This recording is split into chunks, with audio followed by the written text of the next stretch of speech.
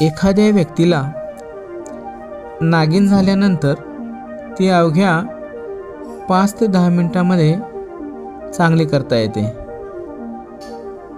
तर अर्धांगवायूचा झटका आलेली व्यक्ती 3 ते 5 दिवसामध्ये चांगली करता येते. हे ज्ञान आहे आयुर्वेदातील. आयुर्वेदाचा प्रचंड आणि गाढा अभ्यास असलेल्या डॉक्टर संदीप शेळके यांचा मी परिचय करून देतो आहे. आयुर्वेदाचा प्रचंड आणि गाढा अभ्यास असलेले अनेक व्यक्तिमत्व महाराष्ट्रामध्ये आहेत आणि त्यापैकी एक व्यक्तिमत्व म्हणजे डॉक्टर संदीप ज्ञानेश्वर शेळके. अगदी बालबोध भाषेमध्ये आयुर्वेद समजावून सांगताना डॉक्टर संदीप आपल्याला आढळून येतील. आपल्याला आजार कसे होतात, कशामुळे होतात, हे अगदी ओघवत्या भाषेमध्ये डॉक्टर संदीप हे सर्वांना सांगत असतात. वातावरण बदलले की आपण आजारी पडत असतो.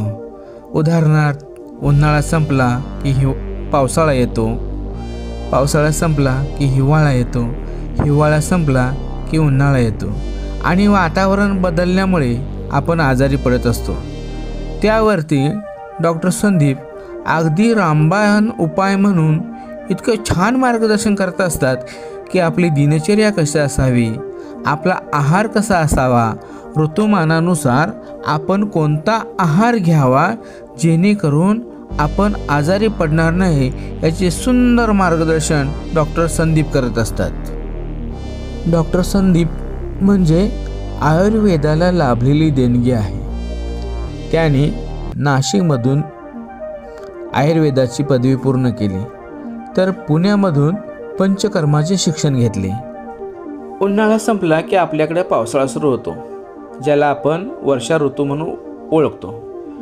वर्षा ऋतूबरोबर नवीन पाणी येते आणि पाण्यामुळे अनेक आजार होतात.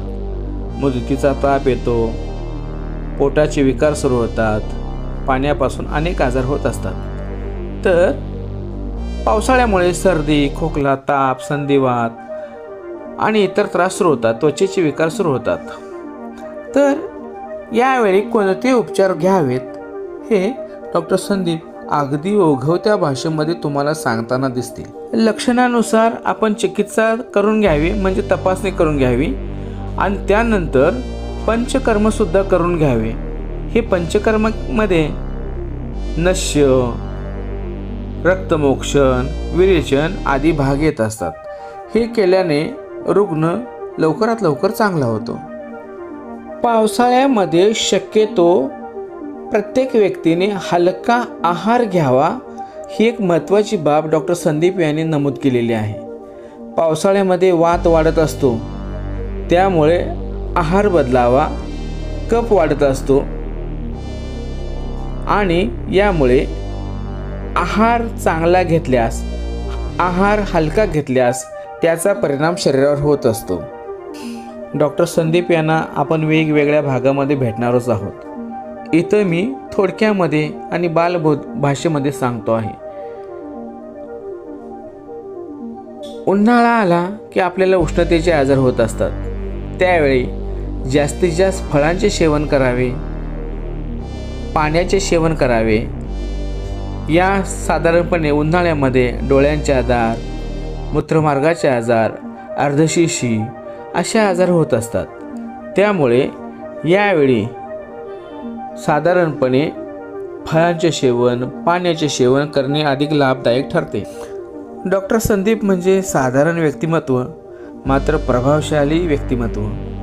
आजूबाजूला आढळणारे हे व्यक्तिमत्व, पण आपण त्यांना ओळखू शकत नाही. इतकं साधे राहणे आणि उच्च विचार असलेले व्यक्तिमत्व. आयुर्वेदाचा प्रचंड अभ्यास.